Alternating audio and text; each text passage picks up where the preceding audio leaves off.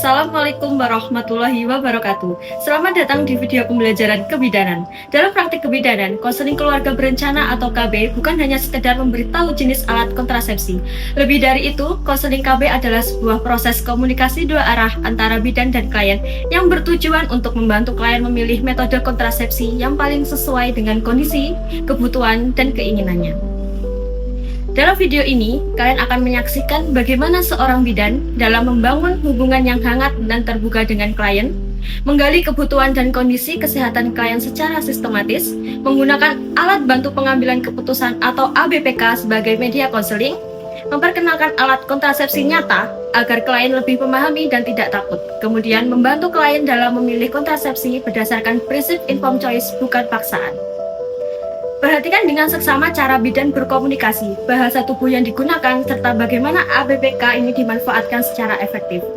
Video ini adalah panduan praktis yang bisa kalian jadikan acuan dalam praktik klinik kebidanan. Assalamualaikum. Waalaikumsalam. Mangga Ibu. Iya Ibu bidan. Silakan duduk Ibu. Kasih Ibu bidan. Sendiri Bu? Iya Ibu bidan. Oh, Masya Allah. Si adanya nggak dibawa berarti? Oh iya, izin ya Bu. Iya, silakan. Gimana Bu hari ini keadaannya, kondisinya sehat? Iya. Iya. Alhamdulillah Bu bidan ini teh. Mau konseling KB saya teh. Oh, Iya. jadi dari pas habis lahiran Ibu belum ya, baru sekarang ya? Oke, nanti kita jelasin ya Bu ya. Iya. Kita sambil ngobrol-ngobrol santai biar Ibu nggak bingung untuk nanti mendapatkan KB yang paling aman untuk Ibu menyusui. Siap. Oke Ibu, sebelum kita mulai, Ibu jangan ragu ya untuk menyampaikan semua keluhan Ibu karena obrolan kita bersifat rahasia dan privasi. Baik Bu bidan, terima kasih. Saya itu bingung Bu bidan. Ini tuh ada berbagai jenis KB Bu bidan. Jadi saya itu bingung KB apa yang cocok buat saya gitu Ya, Bu bidan. wajar sekali Ibu bingung, makanya gunanya Ibu kita akan melakukan konseling hari ini ya. Semoga nanti mendapatkan keputusan terbaik ya Bu. Baik Bu bidan, terima kasih. Perhatikan bahwa sebelum memberikan informasi apapun mengenai KB, bidan terlebih dahulu menggali kondisi dan kebutuhan dari klien. Nah, ini merupakan prinsip dasar konseling yang sering terlupakan oleh tenaga kesehatan. Oke Bu, sebelumnya saya pengen tahu dulu ya beberapa hal untuk kondisi Ibu sekarang. Baik Bu bidan. Nah sekarang kan Ibu sudah menyusui ya, si Ade umurnya berapa bulan Bu? Sekarang 4 bulan Bu bidan. Kan lahir di sini sama Ibu. Oh iya benar, saya Iya. ingat Bu. Berarti mau kasih eksklusif Bu? Insya Allah saya Masya eksklusif sampai Allah. 6 bulan Ibu. Ya itu keputusan yang bagus ya Bu. Berarti kita harus mengetahui beberapa metode KB yang tentunya aman untuk ASI. Betul Bu bidan. Oke, nanti kita bahas bersama ya Bu ya. Iya Bu bidan. Nah sebelumnya Bu, Ibu ada rencana memiliki anak lagi dalam waktu dekat atau bagaimana? Iya Bu bidan, saya mau punya anak. Nantilah nunggu 3 tahun lagi kayaknya. Betul. Oke. Jika Ibu ingin memiliki anak kurang lebih 3 tahun dari sekarang, berarti kita harus menentukan jenis KB yang cocok. Karena nanti kan ada beberapa metode KB yang ada metode KB jangka panjang dan jangka pendek. Tentunya itu harus kita gali ada riwayat penyakit tertentu atau tidak. Iya Bu bidan, saya juga jadi penasaran ya Bu bidan ya. Soalnya terlalu banyak jenis KB yang cocok buat saya itu yang mana gitu. Iya betul. Kalau sebelumnya Ibu pernah ber-KB tidak? Belum pernah, ini pertama kali saya ber-KB. Oh, oke. Berarti nanti insya Allah saya akan bantu mengambil keputusan Ibu untuk ber-KB. Boleh kita lanjut untuk penjelasan selanjutnya? Boleh Bu bidan. Perhatikan cara bidan membuka ABPK. ABPK bukan sekedar brosur, melainkan alat bantu visual yang dirancang untuk memandu proses konseling secara sistematis. Bidan harus memegang ABPK sehingga klien dapat melihat dengan jelas.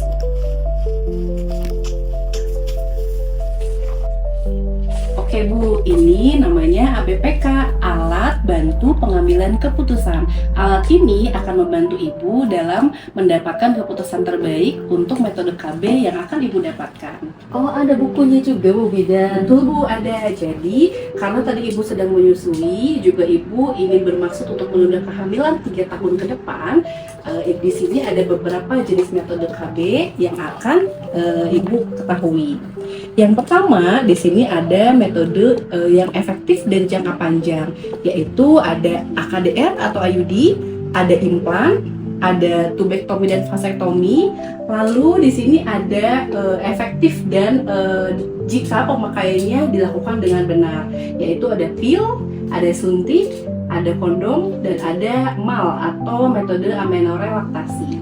Lalu yang di sini ada metode yang efektif dengan pemakaian yang benar juga. Di sini sepertinya efek sampingnya lebih sedikit ya, karena ada metode KB alamiah. Tapi untuk ibu yang setelah melahirkan, di sini mungkin kurang pas ya Bu ya. Jadi kita akan bahas selanjutnya.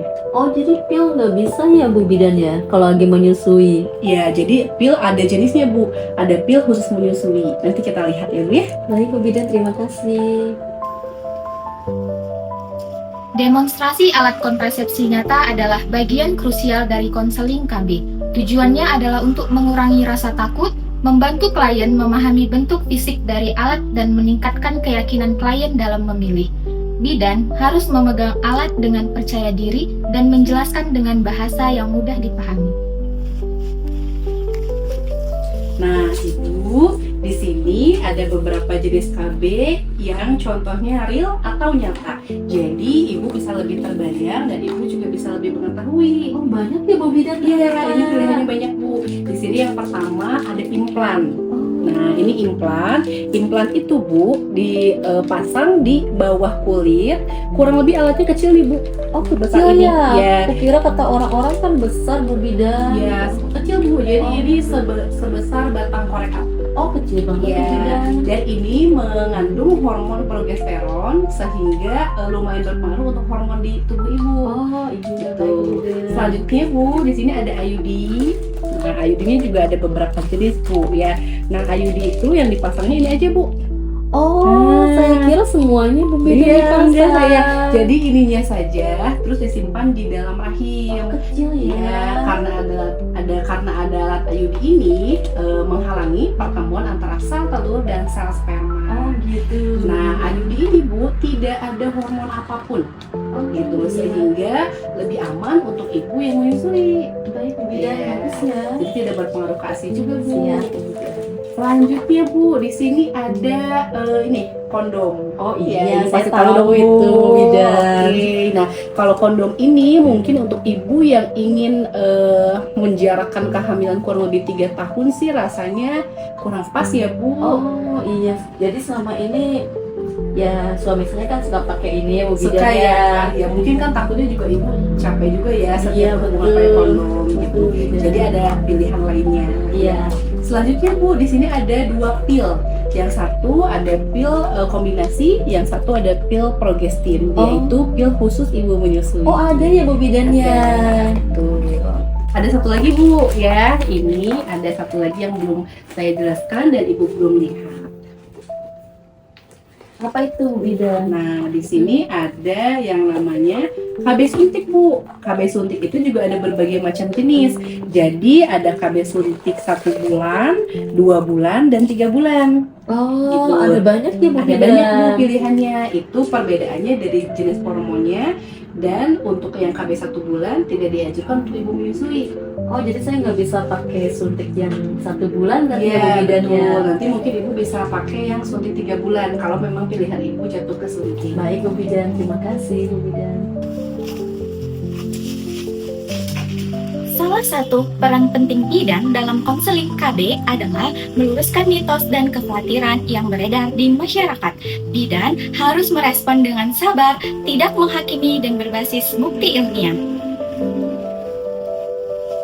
Ibu gimana Bu? Yang tadi sudah dijelaskan, apakah ada yang mau ditanyakan atau ada hal yang mungkin ragu nggak Bu? Iya Bu Bidan, katanya sih kata orang-orang implan itu katanya bikin malu, benar nggak Bu Bidan itu? Pertanyaannya sangat bagus ya Bu, karena ini lumayan banyak beredar di masyarakat ya Bu tentang Iya. kekhawatiran ini. Nah, saya bisa pastikan bahwa implan itu tidak menyebabkan kemandulan ya, karena memang mitos ini beredar banyak di masyarakat. Implan ini adalah kontrasepsi yang reversibel, artinya setelah dilepas hormon ibu bisa kembali normal seperti sedia kala dan bisa kembali untuk hamil. Oh gitu, sama satu lagi Bu Bidan, katanya IUD itu bisa pindah ke organ lain ya, misalnya nembus lah atau apa. Iya Gitu, betul. bener. Saya juga pernah dengar sih Bu mitos itu ya. Tapi kasus IUD berpindah tempat itu sangat jarang terjadi Bu. Biasanya itu terjadi jika pemasangannya kurang tepat atau dilakukan oleh tenaga yang kurang terlatih. Nah pada kondisi itu biasanya jarang banget sih Bu, gitu jarang banget ada karena itu yang kurang kompeten yang pemasangannya gitu. Oh, Dengan ibu menggunakan IUD, ibu tetap harus kontrol rutin untuk memastikan IUD ibu tetap aman. oh iya, berarti harus kontrol ya Bu Bidan. Sama ini Bu Bidan, kalau pakai suntik itu biasanya katanya berat badannya jadi naik. Saya makin gemuk dong Bu Bidan. Oke, itu juga pasti yang bikin ibu agak takut ya Bu ya, Betul. gitu ya. Nah, kenaikan berat badan pada KB suntik itu memang bisa terjadi di sebagian orang gitu. Namun itu juga tidak pasti terjadi Bu. Jadi kadang-kadang ada pasien yang awalnya kurus jadi berisi gitu. Ada yang awalnya gemuk jadi tambah gemuk. Nah, tapi itu biasanya juga dikelola dengan pola makan ibu sendiri, pola aktivitas, serta pola olahraga atau aktivitas fisik yang cukup. Oh, jadi gak ngaruh ya Bu Bidan ya? Ya, Ini adalah inti dari konseling KB yang berkualitas. Bidan tidak memilihkan, bukan pula membiarkan klien bingung sendirian. Bidan memfasilitasi klien untuk sampai pada keputusannya sendiri dengan keyakinan yang cukup. Ini disebut informed choice, yaitu pilihan yang dibuat atas dasar informasi yang lengkap dan tanpa paksaan. oke Bu. Tadi kita sudah melihat berbagai macam pilihan KB. Izin saya rangkum dulu ya Bu. Iya Bu Bidan. Baik. Jadi untuk kondisi ibu yang ingin menunda kehamilan kurang lebih 2-3 tahun tadi dan ibu juga sedang menyusui, metode KB yang aman yaitu ada IUD, lalu ada implan, ada suntik 3 bulan tadi ya Bu ya, lalu ada pil progestin, dan tentunya juga ada kondom. Nah dari berbagai pilihan ini kira-kira ibu lebih condong kemana Bu? Kayaknya saya tertarik sama implan Bu Bidan, soalnya kalau suntik kan harus tiap bulan ya Bu Bidan kesini. Kalau pil, saya harus tiap hari minum ya Bu Bidan. Sama kalau ke IUD mungkin saya agak sakit juga, agak takut juga Bu Bidan. Saya tertarik implan Bu Bidan, jadi untuk pemasangannya juga. Tapi saya takut sama jarum suntik sih Bu Bidan sebenarnya. Oh gitu. Nah ibu untuk pemasangan implan sendiri ini sangat sebentar Bu, kurang lebih 5-10 menit, dan nanti area yang akan dipasang implan itu nanti akan dibius dulu. Jadi insya Allah yang akan dipasangnya itu dia mati rasa, jadi nggak akan kerasa ke ibunya. Oh, jadi nggak sakit ya Bu Bidan. Tapi nanti saya diskusikan dengan suami ya Bu Bidan ya. Ya betul Bu, jadi insya Allah sih kalau saat pemasangannya tidak sakit. Tapi itu kembali lagi ke ibu ya, gitu. Semua keputusan ada di tangan ibu dengan komunikasikan dengan suami ibu. Baik Bu Bidan, nanti setelah setuju suami setuju, nanti saya kesini lagi ya Bu Bidan. Ya betul, karena tentunya Bu untuk ber-KB itu harus keputusan bersama. Ibu dan suami harus saling mengetahui metode KB apa yang ibu pilih. Baik, terima kasih Bu Bidan. Dari simulasi konseling yang baru saja kalian saksikan, ada beberapa poin pembelajaran penting yang dapat kita petik bersama. Yang pertama, komunikasi adalah fondasi konseling. Bidan yang baik bukan hanya tahu banyak teori, tetapi mampu membuat klien merasa nyaman, dihargai, dan didengar. Pengkajian mendahului penjelasan. Sebelum penjelasan tentang KB, bidan harus terlebih dahulu menggali fondasi dan kebutuhan unik setiap klien, karena setiap klien itu berbeda. Yang ketiga, ABBK adalah alat bantu, bukan pengganti komunikasi. Menggunakan ABBK ini sebagai panduan visual yang membantu klien memahami pilihan, bukan sebagai naskah yang dibacakan secara kaku. Yang keempat, alat kontrasepsi real mengurangi rasa takut. Dengan melihat dan menyentuh langsung, klien mendapatkan gambaran yang nyata dan akurat, bukan dari cerita yang sering kali sudah terdistorsi.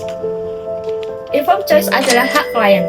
Bidan tidak memilihkan. Bidan memfasilitasi klien untuk sampai pada keputusannya sendiri berdasarkan informasi yang benar, lengkap, dan seimbang. Yang keenam, mitos harus diluruskan dengan empati. Ketika klien menyampaikan mitos atau kesalahpahaman, respon bidan harus lebih empati terlebih dahulu, baru kemudian memberikan informasi yang benar. Jangan selalu menghakimi atau menyalahkan.